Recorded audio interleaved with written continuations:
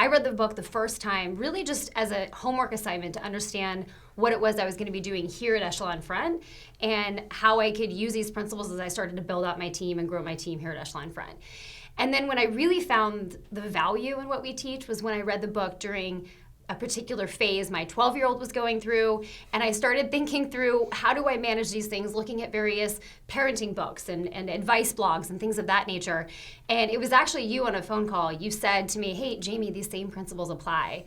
And I reread the book, I went through the concepts, and at the back section of each chapter, that application of business, I looked at them and thought, how can I apply this to my role as a mother in what I would consider my greatest leadership responsibility? And so I looked at every principle we talk about and how I could deal with this particular situation with my son and how I could use these as I led and managed my family.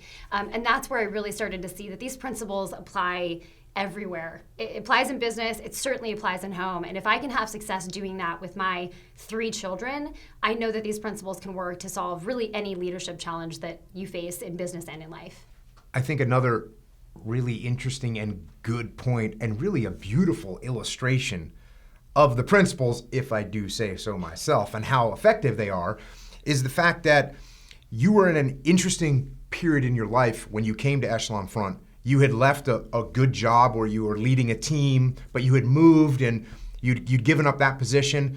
And so when you came to Echelon Front, you were taking a step down in your career, but you had read the book and you believed in it. So you came on board, I mean, really, to the best credit I could give you is I'd say maybe we could call you an admin assistant. When you came on board, you just were gonna help us schedule flights. And now it's been 7 years. You're the chief operating officer at the company. You're in charge of just about everything that we do. And you at least put your hands into and put your signature on everything that we do. That's a huge transition.